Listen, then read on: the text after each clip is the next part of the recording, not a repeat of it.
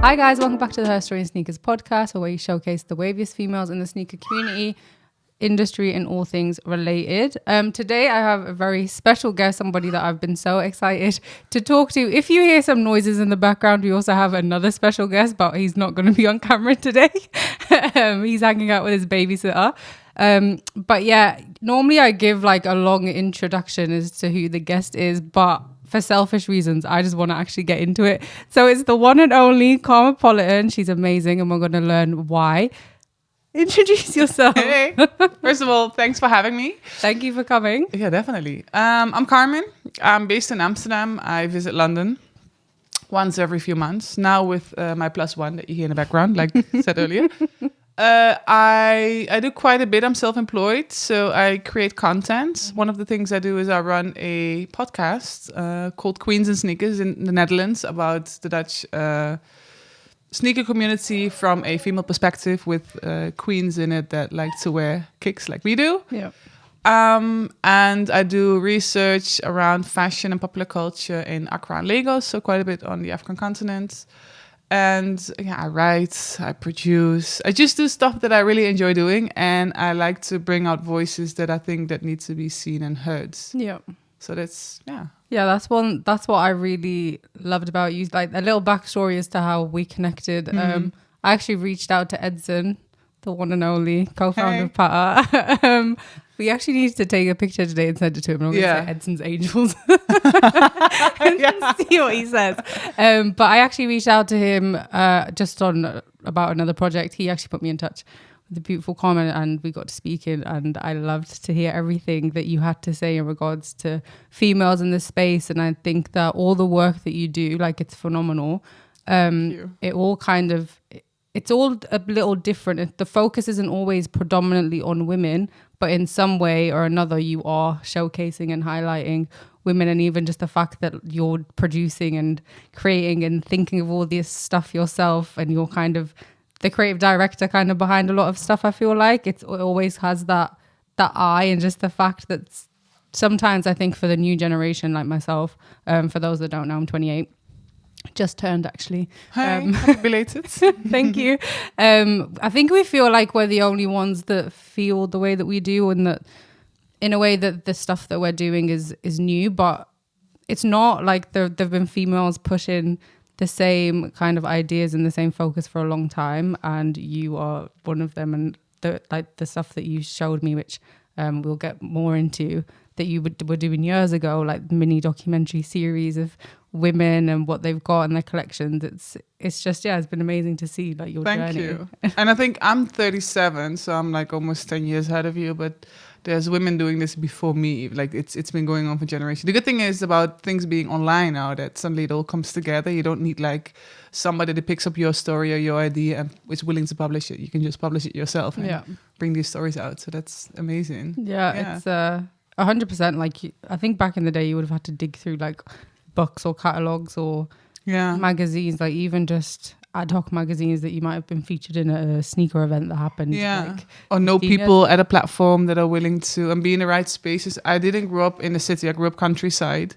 So for me, when I was a teenager, everything felt so far because I didn't have the connections. And then when I first moved here and then finished all my money and moved to Amsterdam to continue studying, then it felt like, I'm in the right scene now. And Amsterdam is a village. I mean, Edson is somebody we both know now. And it's like, it's easily connected somehow. So that's good.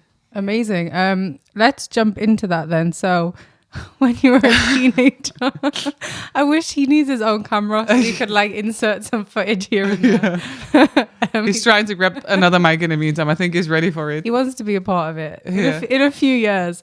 But yeah, so growing up then, how did the whole sneaker, streetwear, where did your love kind of come from for that, your passion?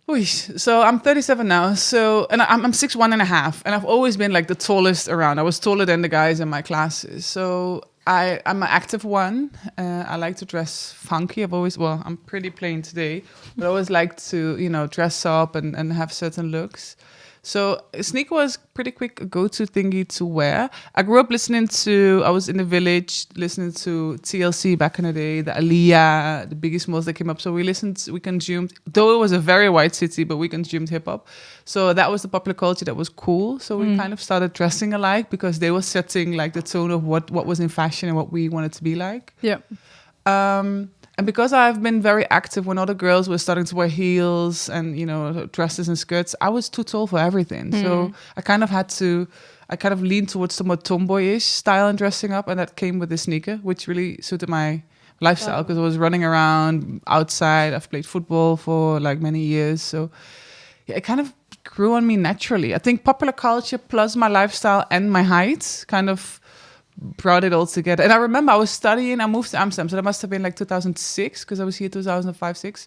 I moved back to Amsterdam. I was in uni. I was wearing like a bodycon dress with black Jordans underneath it. Black dress, black Jordans.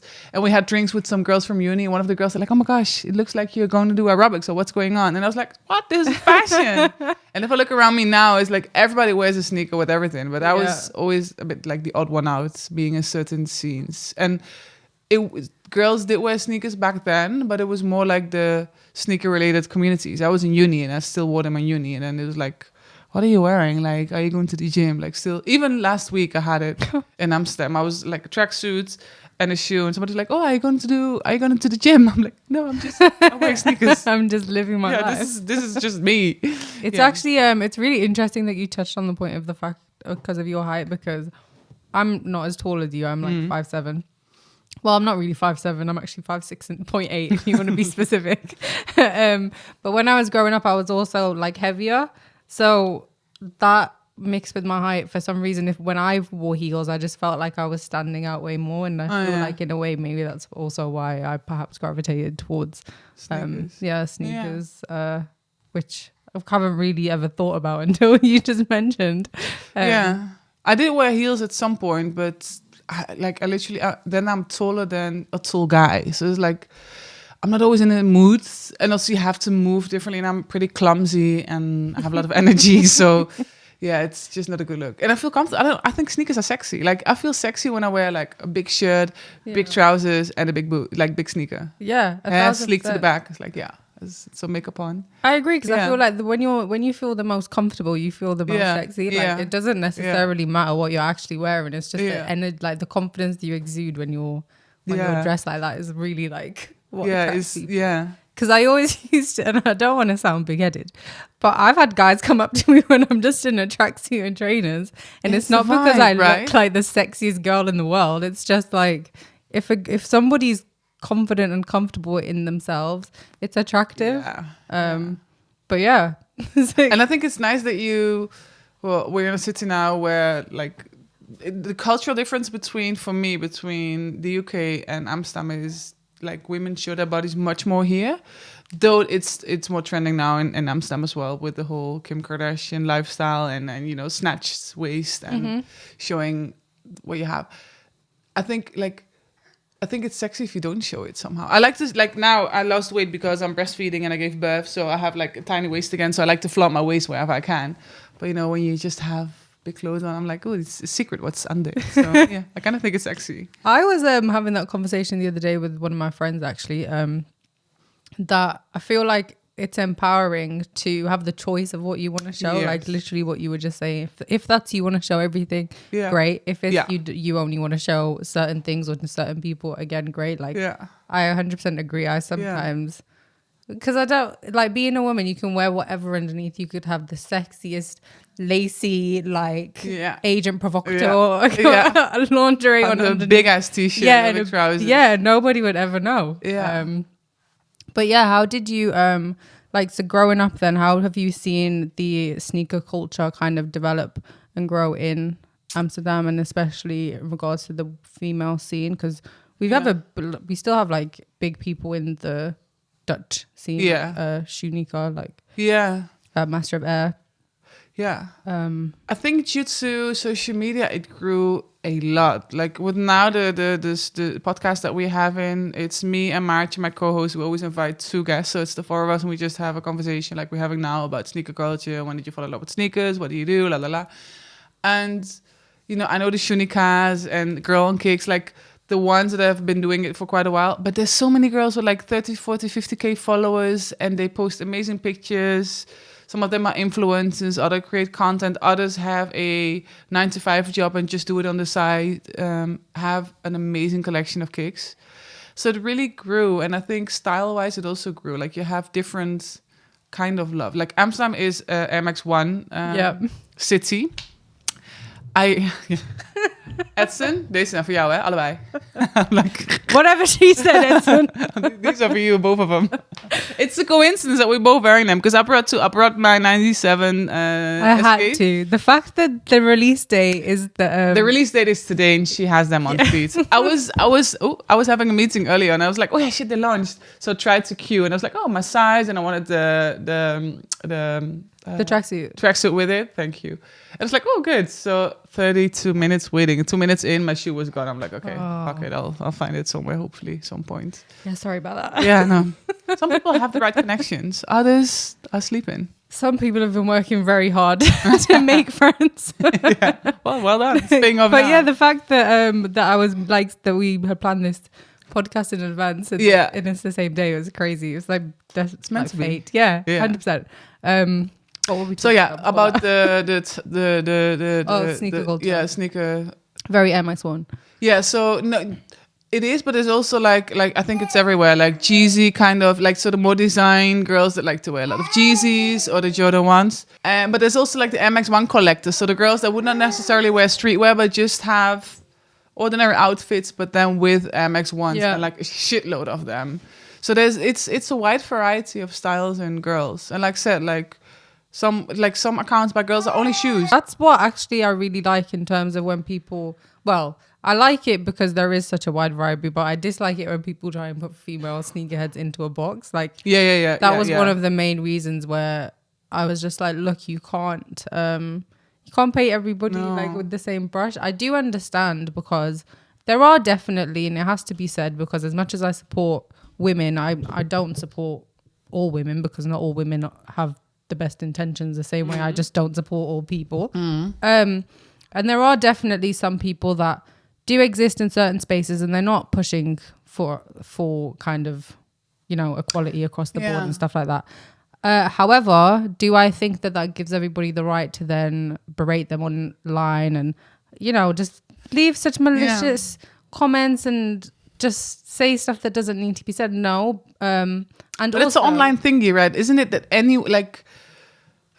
online is like a space where everybody just says anything with whatever intention. Yeah. And people make things look a certain way, whereas, real life, online and real life, there's like two worlds. Very different, in attitudes and what we do, in what something may look like. That's what I, with the show that we have, and sometimes I think like, oh my gosh, this person is really into it. If I look at their Instagrams, I'm like, oh, wow. But when you talk to them, like, there's not really like a deeper story. So I'm like, oh yeah, it's yeah, no, I've had that. It's interesting. And there is definitely a difference between someone that has sneakers because they have a passion for the culture, they have a passion for the history, or people that just have them because they have the money to have everything that they want and they know that it's cool. Yeah. And then there's the people that they have so much knowledge, but they might not even have any pairs. Yeah. Because we live in a day and age where people need their money for other stuff, and that's fine. And access has changed. Like it moved from the periphery, from the subculture to mainstream. Yeah. And now, you don't have to queue. I think we talked about it on the phone, right? You don't have to queue or camp outside a shop for, I don't know how many. Well, today people are queuing in front of Pata stores. But that's like the only queue you see people, like the effort that you have to do. You don't really have to put effort in if you have money. And even if you put effort in, you might be unlucky and not get it. So the whole industry changed, and like the people in it. And I know like some older people they're tired of it. Like, yeah, whatever, it's just a shoe, I'm done. Like it's not what it used to be.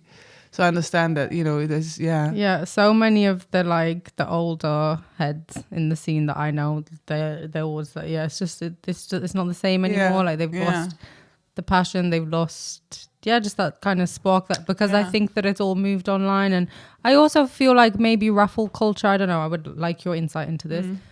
I feel like because everything's become raffles now online, that maybe that's why everyone is a bit like more in competition with each other in the community. Because it's like you're actually literally in competition with everybody now that's your size online, as opposed to just the people in the queue that were your size when you would be going for first come, first served. So I feel like maybe that's encouraged this behavior, and I don't know. It's not really a good luck, to be honest. I don't. No, it's different playing fields. Yeah, it's you need your and now I think a sneaker is status somehow. Like it's if I wear a certain shoe, like the comments people give me, like, oh my gosh, it's so cool that I'm like, it's just a shoe. Like I'm happy that I have them. Yeah. It's a tricky one. Yeah, it's not. I'm trying to move away from the hyped shoes. Even like I'm trying to go back to my Insta pumps, like my Reeboks. Or I used to be a dunker. I love dunks. I am very tall. I was very tall when I was a teenager, and then I used to wear a lot of dunks because the soles are pretty thin. I didn't like Air Maxes or I did like Air Force Ones, but the soles are pretty chunky. So it was like, oh, I had another few inches to my height. I can't. But now with the dunks being so popular, I'm like, it's not me again. Whereas the shoe is me. So I'm so like, it's a whole... Yeah, it's kind of because you'll get put in that bracket. Yeah. Newbie, and you're like, no, actually I had these when I was in school. Yeah, and now young girls are wearing them, and you see them a lot in the high streets. And I love this, like the silhouette. It's simple, the colorways. Though they launch a few of them. Like, okay, you're taking it to an extreme again. Just stick to the originals. Like stick to the basics. But yeah, because the access and things being pushed and things being hyped, like, yeah, kind of my whole love for the shoe is changing somehow.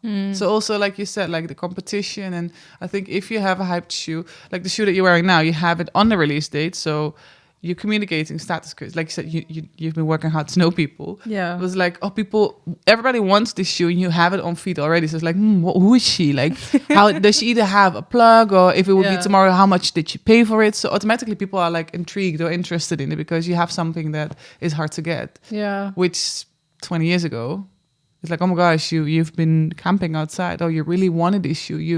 It would be different. Yeah, so true. Yeah. The perception that people have. Because like sometimes I don't necessarily care what outfit I'm wearing most of the time. Like today you did. Today I did. Today I had to make an effort. I was meeting the queen. But like I'll wear literally just a black tracksuit, no brand, whatever. But I'll make sure that my trainers are like, I've got a good pair. Yeah. Because then one, I just feel more comfortable. Like I just feel like myself. And two, it's kind of like I don't necessarily need to make an effort, because if you know, then you know. Like, if you know what shoes I'm wearing. That's what I like. If you know, you know. Yeah. Yeah. The problem is these days is everyone thinks they know, but they don't. They don't. Yeah. And it's also like if you wear an old model, that's what I feel. Even though I'm 37, so I'm relatively old in this whole playing field. It's sometimes easier to wear something that is like commonly popular, as in style wise, than if I would wear like a crazy Jordan. Though I feel cool in it and nice in it, but because public opinion is like, oh, this is a cool shoe, I kind of get used to like this response to my shoes. I'm like, fuck, I'm a sucker for this. So it's you have to like rein in. Well, I have to sometimes rein in my ego. Like I'll have to check myself sometimes. Yeah. Like today I know, okay, cool, I'm going to go by the party store. I'm going to go see my friend, probably take him a coffee. This girl, she's going with these shoes that people have been queuing for hours. She's going to just walk by and drop somebody a coffee. You're pushing it. We'll see if I make it home. I done that. My baby daddy was in the Potter queue for for these. And I actually queued for them. Oh yeah, the Edson sent me an email like, hey, because we were talking about some business, if you want it, let me know. So it's like, oh yeah, sure. So I brought him some food because he was queuing for quite some time, and then I saw somebody else like, you got the shoe, but your baby dad was queuing for it. Yeah. I mean, he asked me like, okay, that is the female representation. No, but like, if Edson doesn't send me a link for all shoes, and I'm not asking. So if somebody sends me a link, I'm not gonna ask like, oh, could you also? I'm like that. Yeah, no, I would not. So I have this one opportunity. I'm not gonna milk it. I love that. Like, you have to be humble. So he was queuing for it. And I brought him food, and then I saw another person, like 2 or 3 people in front of him. He's like, oh, are you going to queue? So I'm like, so I shouted a little too loud because he was a bit far. No, I already have it. And then all these eyes of the people in the queue. I was like, fuck, I'm such a dummy. I didn't wear them because I knew like I'm not gonna wear them. That would be, I'm not like you pushing it, but I felt like such a dummy. Like, you're really a bitch now. Like, just passing by, bringing some food, chatting and drifting off again and shouting, I have to shoot already. But how good you peasants. I said that to my resident. I was like, are you queuing? She was like, no, I feel like there's too many people. I was like, common civilians. But it's the first time that I've ever been plugged. Oh no, please. Milk it. So the fact that it's this pair. Yes, and I have to say the pair is very special. Yeah.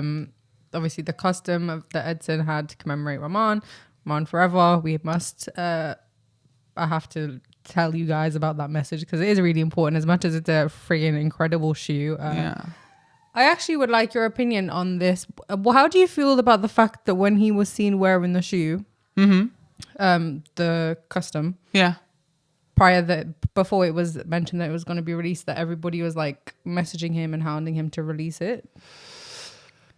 Because obviously it was with a lot of things, I think the audacity, even like Edson and I check, or somebody with a status like Edson, like anybody that has like the founders of Footprint, like I don't know who, like, so I would never send you like, hey, the shoes come out, could I? But I know people who do, and sometimes like they get rewarded for it. So the only thing I think is like the audacity. Yeah. Like, don't you think this person will get a zillion requests of you wanting, and who the F are you to be, I don't know. But it's not like, at the same time, it's like, oh, if you, so no, but that's something different than what you say. Because he said something like, it's for a loss, for a love. That was why it was brutal. More, I was very ashamed because he was seen wearing it at the London drop of the black and white. Oh, packs. yeah. So I was just like, I knew certain people that were messaging him and that were posting it. Yeah. Like, as in, I know them by name, I know them by face, I've spoken to them. So I was personally just so ashamed. I was like, I don't know, it shouldn't be your first instinct. And I think that this highlights something that's very weird in sneaker culture these days. It's like, it shouldn't be your first instinct to see someone who has a shoe and has a custom to just badger them for it. Yeah. Because it's the thought of, oh, he's got something that I don't have. I want it. Yeah. But you're totally disregarding what. But would people know what it was? But it had Roman Forever on it. But would they know? I feel like your first question should then be to ask. Yeah, what, yeah. Hey, like, this is a custom, you would. And I also feel like if you're going to hound somebody for the shoe, then you should at least be educated enough to know. True. Right? True. Because he's not just your friend. Yeah. He's the co-founder of Pata. He's the one of the shoe. Yeah, and it's like, if you're there and you're claiming to be a fan, because whenever a shoe drops, everybody's a fan all of a sudden. They don't go to the store any other day of the week. But I don't know. I just don't think that. I don't think it's a good look. But to me, that kind of shows how the community online now is as well. Like, we don't care about stories. We just want it.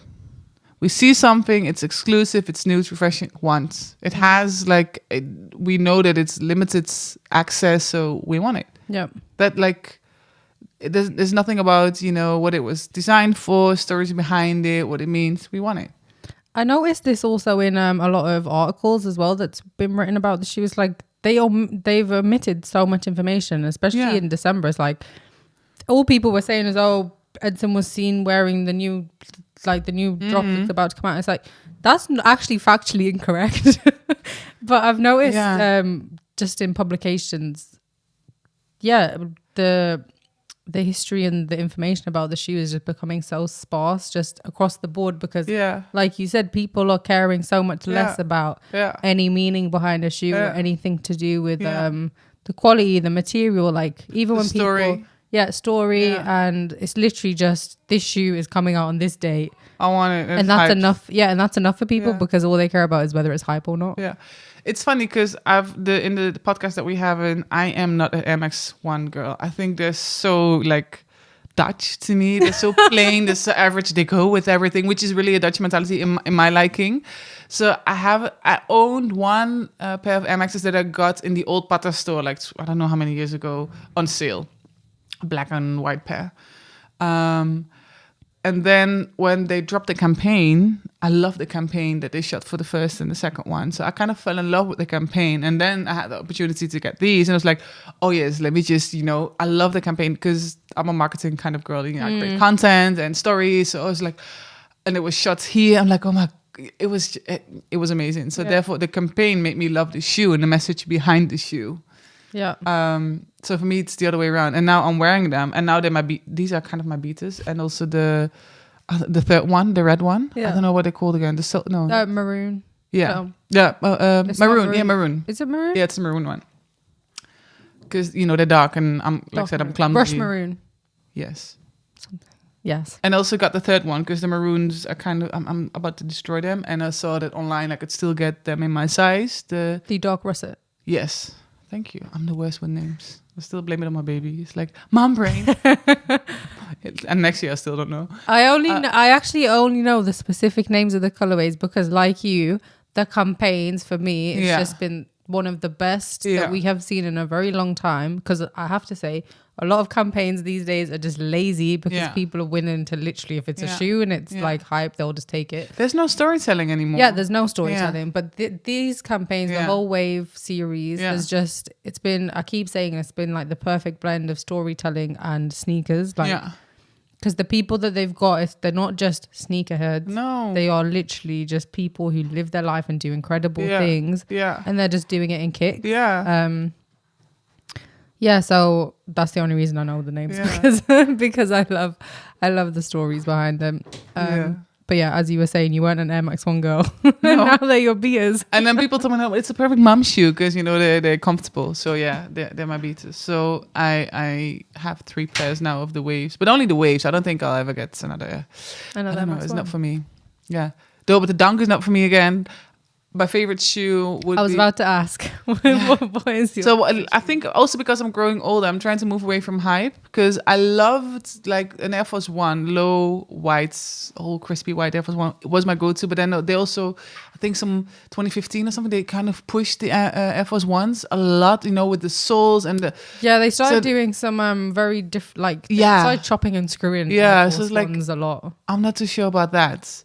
And then my nieces of 15, 16 years old were wearing them a lot. So I was like, I don't know. Should I take him for a bit? Yeah, feel free. We're getting a cameo. Do you remember your first... Well, I'm sure you do remember. But what was your first camp?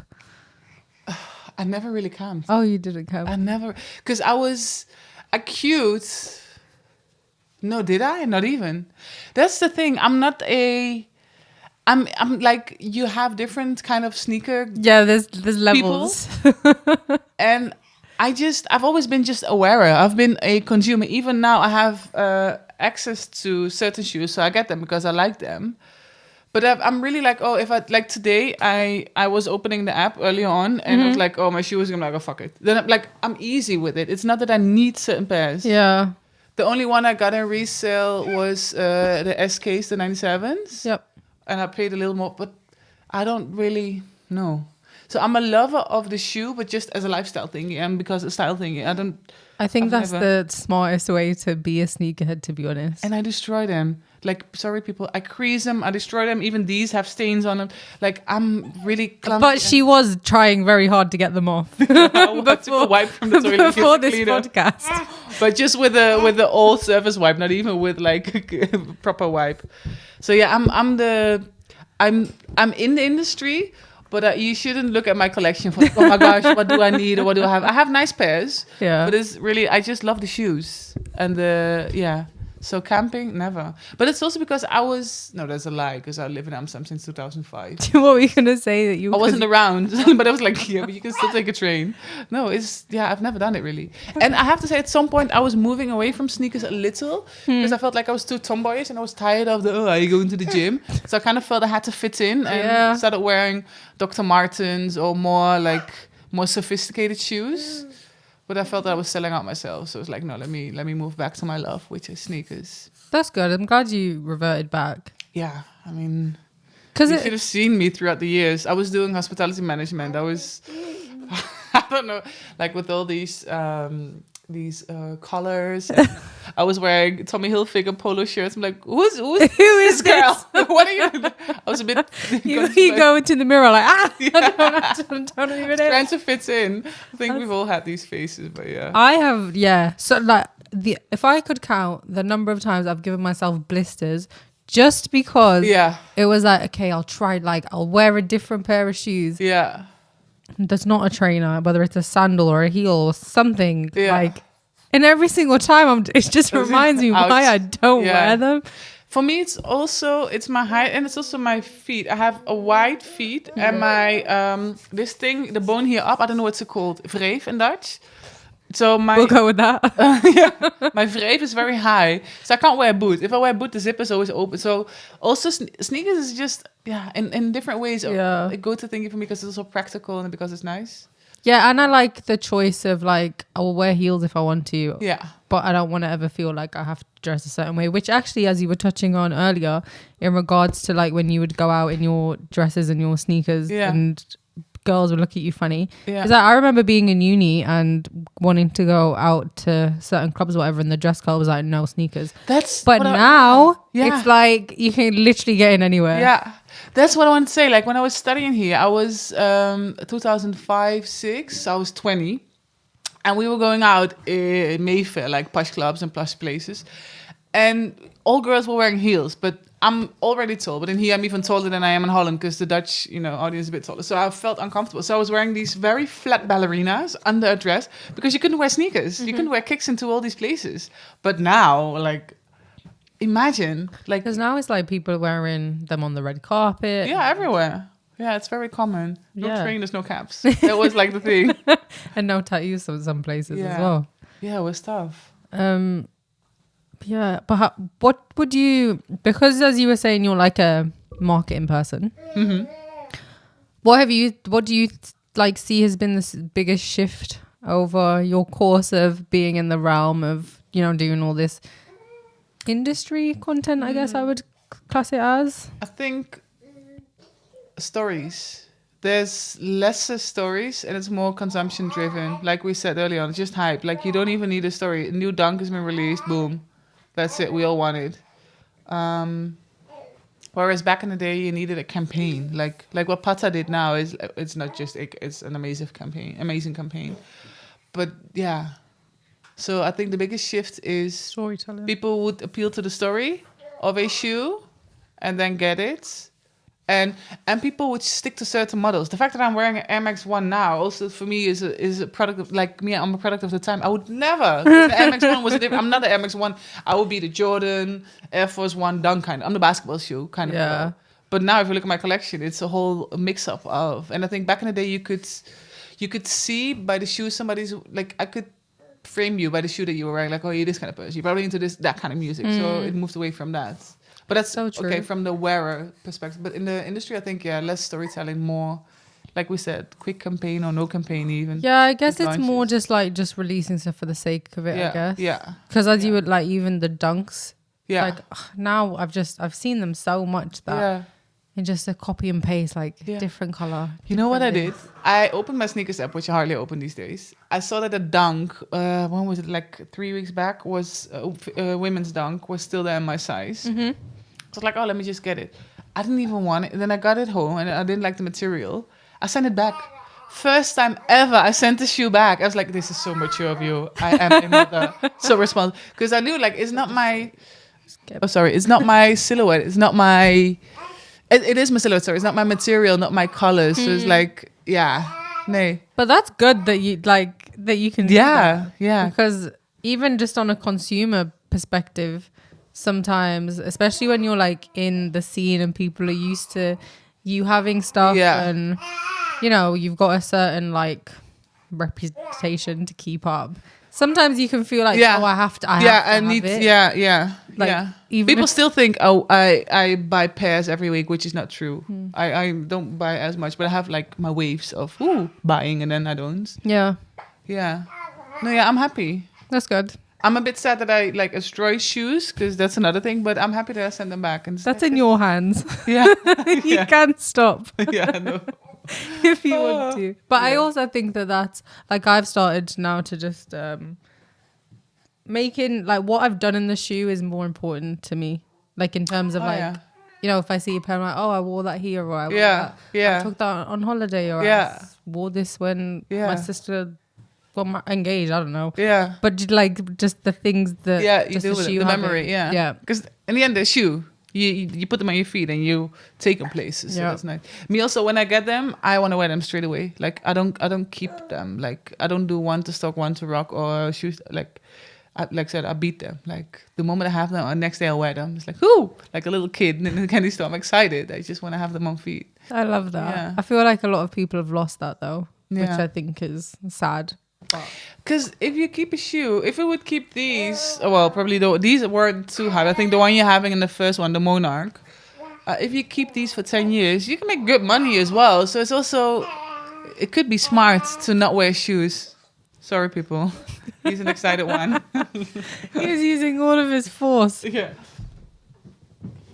it's definitely like, obviously I understand why it would be hard if you're a sneaker enthusiast and like collector, and on the same hand it's like people are offering you ridiculous amounts of money for your shoe. It's like you have to then weigh up what means more to me.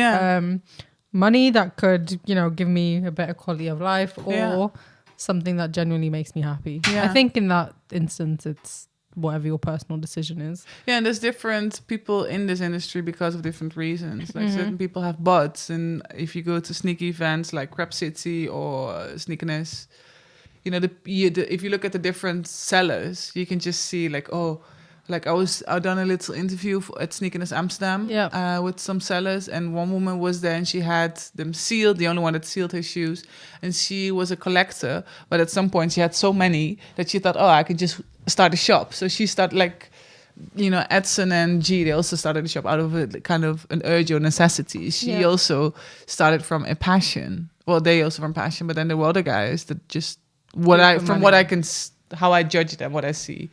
Is I think you just started because you have a business, because they have all the hyped shoes in like 15 different sizes and 5 pairs of each. You're like, oh, you just see a good market. Yeah. So then I think your consumption might be different as well, and the way you deal with them or handle them. Yeah, definitely. Yeah. What did you so you were doing, it was for Complex, your Sneakerness reviews. What have you seen like in the festival space? How have you seen that kind of evolve? Because I've done my own stuff at certain events in the UK. Like I also did interviews at Crep City, but I, like, you have more years and experience on me in terms of events, and especially Amsterdam events are way different to ones in the UK. So even I've seen it change just in the short amount of time that I've been going. So I just wonder, like, what have you seen, and what have you seen change for the good, and what have you seen change like for the bad? It has become more mainstream, which is for the good and for the bad, depending on, you know, what you look at. I was at some point, I had my phone, I just filmed down, and I only saw hype. I saw Yeezys, Jordan 1s, and some waves. It's like, we all wearing the same. Yeah. That's a bit like, because it's so hyped and so pushed. So as in visitors, it was busy, more mainstream visitors. Some hotshots from the industry came. But I think maybe they have a WhatsApp group, because they were at this one particular day at Sneakerness Amsterdam. Right, yeah. I think it was one of the first ones right after the lockdown. So everybody's like, woohoo, excited, coming from all different cities, traveling to Amsterdam, and also seeing meeting each other at Sneakerness. It grew. What I see now, but maybe because of the podcast I have, is a lot more art around sneakers. So more customizers, more illustrators, people selling jewelry that you can fix around your laces, nail art with sneakers. So there's a whole side business, sneaker inspired. So true. Yeah, I don't think socks, tie-and-dye socks, and tie-and-dye socks. Yeah, a whole lot of things around sneaker culture. Oh, and what I see a lot, well, I have one, is like the basketball that they cut out, and then you can studio, but I or the bags or the plant holders, stuff like that. Or even I got a soft basketball plush, or what do you call it? A toy basketball, which was the supermarket. Chinatown supermarket. Thank you. With the smiley yellow, and it's because you were saying supermarket. Oh, it's not. No. It's Chinatown market. Chinatown market. That's how involved I am. Supermarket. The Tesco basketball. You know, that weight rows. Yeah, Chinatown Market. So, you know, inspired the businesses around sneaker culture. I think that really grew. Yeah, that's so true. Like, I see way more stuff surrounded around sneakers or influenced by or inspired by sneakers. And by inspired, I mean, it would literally just be like the same color as a shoe and with a Nike swoosh on it. But, you know, phenomenal art. I really like that, though, because I think that people do see sneakers as art. Yeah. And I think that that's why people, you know, collect. Yeah. People collect crepes like they collect paintings. It's just But sometimes I also think it's there's a guy in Holland, Tim Beumers. He's a very outspoken, loud hip hop guy, mid-40s, so he's been in this industry for 100 years. And he says, like, people have sneakerhead in the Insta bio. It's like, why would you? Or why would you? He was cracking a joke because some brand launched, I don't know which brand it was, launched a jacket with all dunks as a print on the outside. And he's like, why would you wear a shoe on your jacket? Your shoes shouldn't be on your feet. I think it was a Nike SB jacket because it went alongside. It was reversible. Black. Yeah. And then I was like, oh, damn, she's good. So I also think like, okay, people also milk in the industry. For me, like I wouldn't wear it. No. And I would not like. I don't wear any t-shirts with those like. Yeah. Maybe when I was 16. Probably. Not now. Yeah, not now either.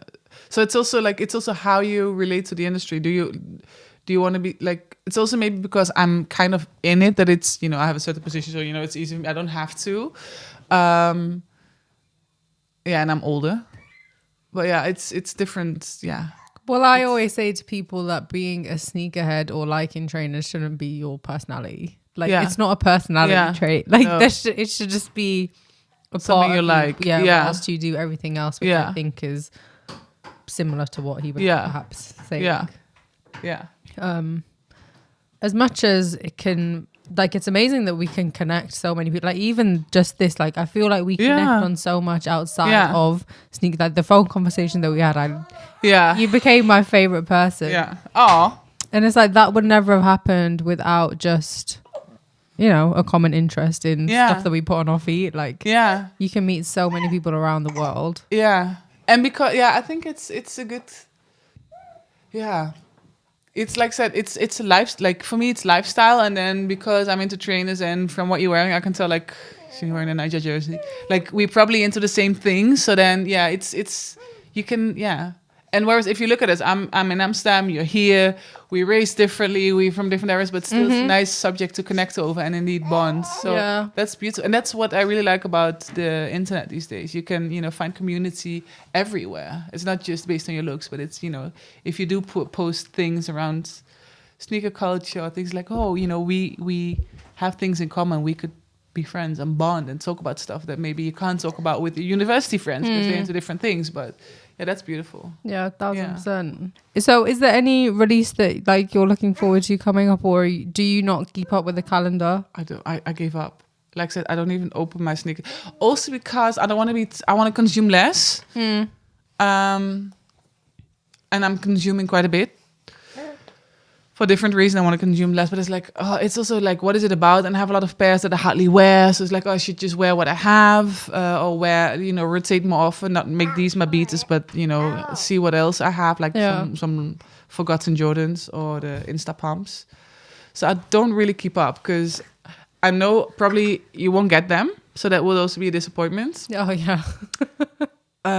I've had to stop wanting things just to stop being disappointed, but I feel like I'm becoming better in the sense of like I have so much stuff now that I just don't I don't have so much, but I have more than I need. I feel like even if you have 5 pairs of trainers, it's more than you need. So I've kind of become better at just being like, you know what, I don't need them, I'm not going to bother like put myself in that negative space just because I want a shoe. But I did remember what I was thinking of before in regards to what you were saying, like bringing people together. I think that's also why I don't really necessarily like the whole hype that's around sneakers, because I feel like people in the culture and the community have made it a bit segregated in terms of it's like you can't sit with us. Oh yeah, you know what I mean? Like for example, I've got this pair today, but it's not that I'm not going to remind everyone like, oh, you don't have it, or you're like, we're not on the same caliber, we can't talk to. And I feel like that's an energy and attitude that a lot of people have now, especially online. Like I see so many arrogant captions and stuff when people get shoes, and it's like, for me, it was something that connected people, no matter the age, no matter their gender, no matter their race, their size. Like it's a shared interest, a shared love. It was literally just like bringing anybody from any background or whatever together, just over, we like sneakers, we like we like the same thing. So I don't like that. I hope that it does shift back into just being better. But I think that community spaces like the one I'm creating, the many that you've created, like I think that they're definitely at a point where they're really needed. Yeah. Because I feel like, especially being a woman, it can be really intimidating to maybe come into the scene now where so many people, it just seems like you don't have a chance. Like with the amount of...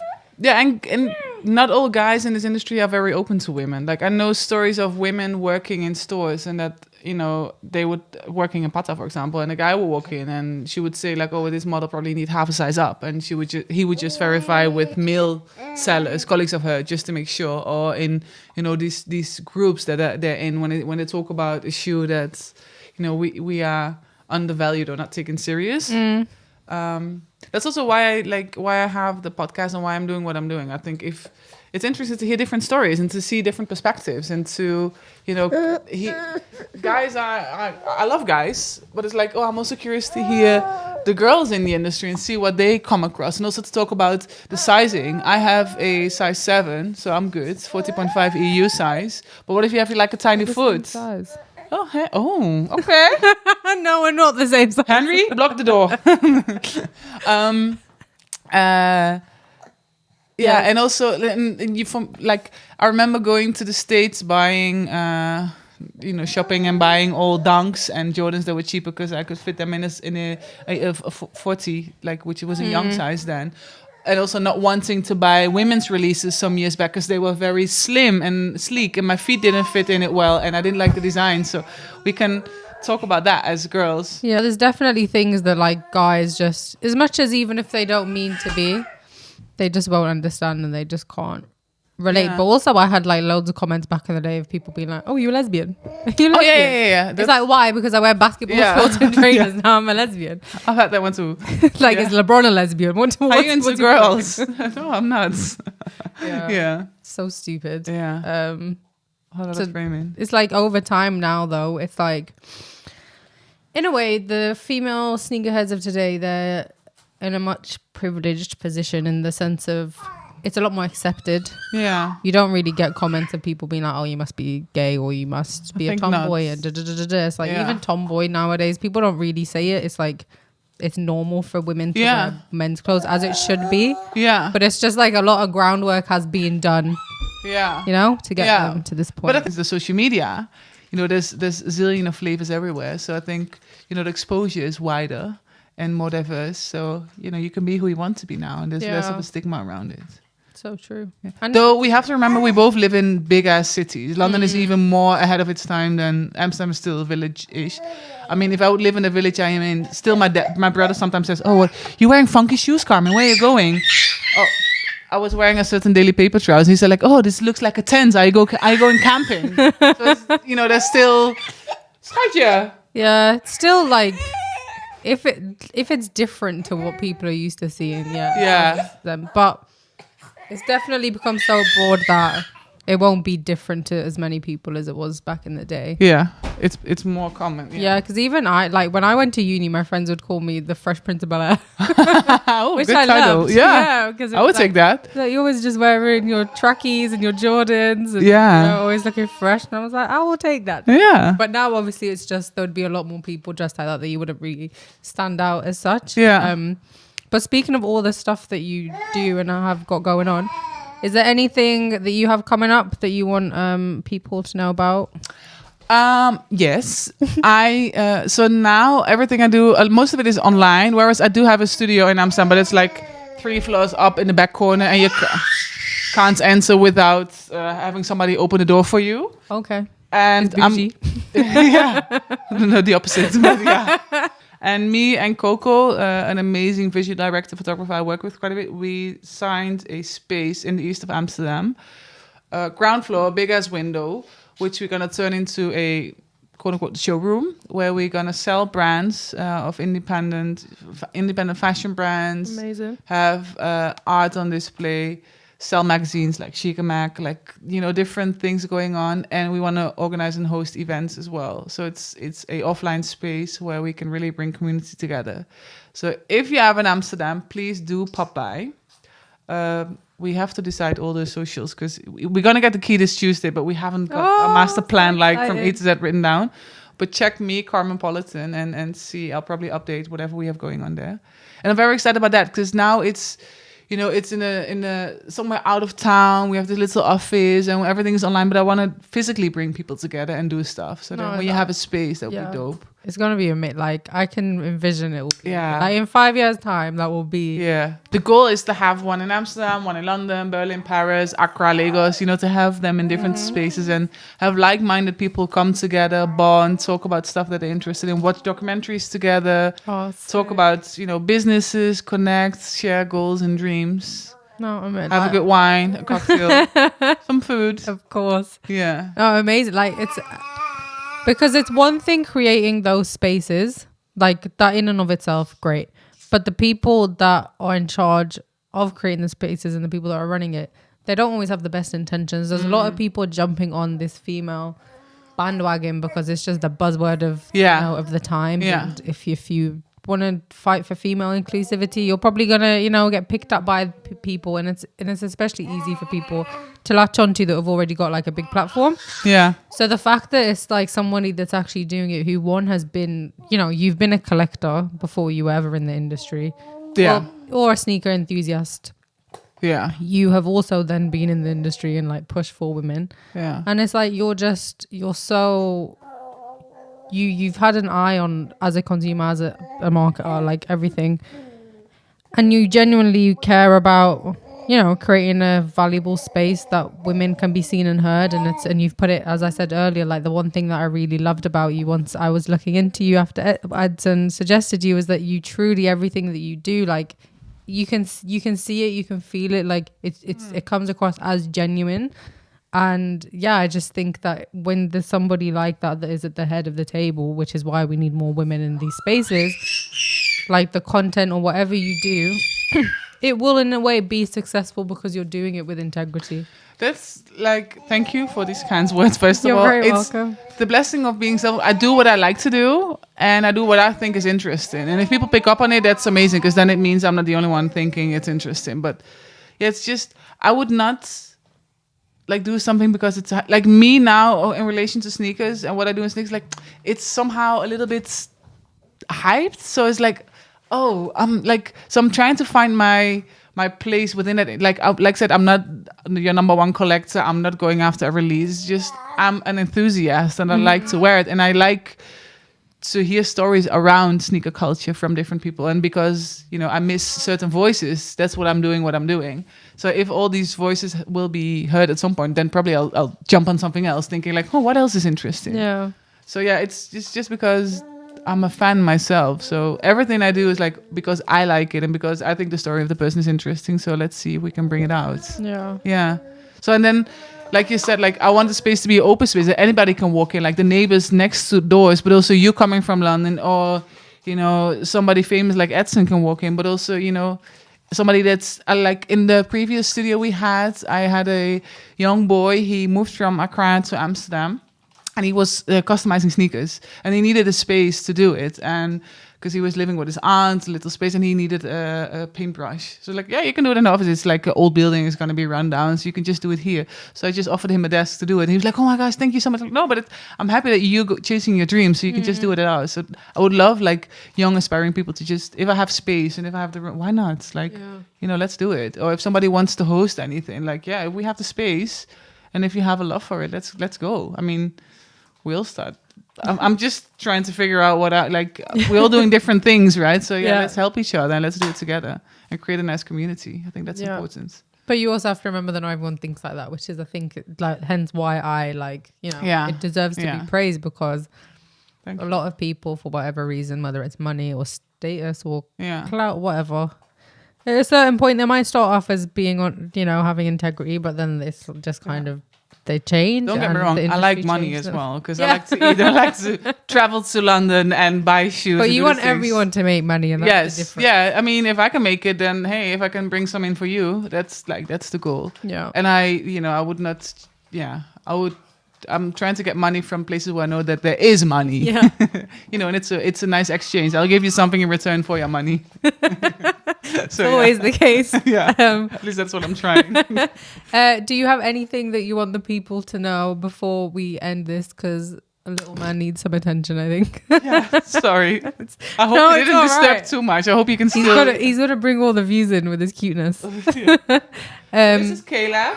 Yep. Take your mic, Caleb. Do I want anything?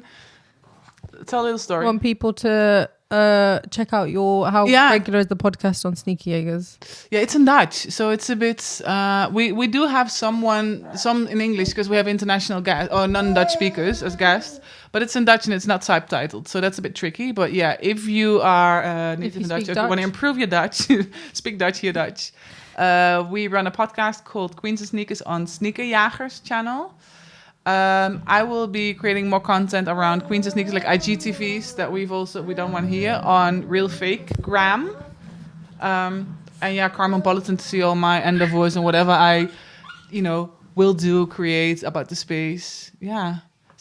It's also like this monster is 7 months old. So I gave birth like the end of a lockdown. Yeah. Suddenly I'm a mom. I have to make ends meet. So I have to make sure I get paid. And I'm trying to raise this fellow. So it's a bit like, oh yeah, shit, what am I doing again? How do I split my energy? What do I focus on? So the space is now the main thing that has my focus. So the space is offline and online content combined around sneaker culture. I really like hip-hop music and hip-hop culture, but also about independent brands and stories from places like Accra, Lagos, where I love going. But even here, London, Paris, Amsterdam.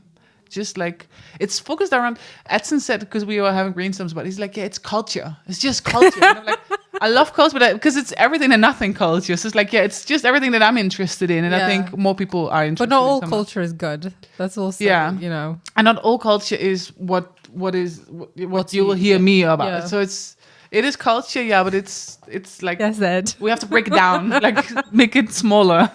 Well, on that note, you've had one baby, you're about to have your new baby in your art studio.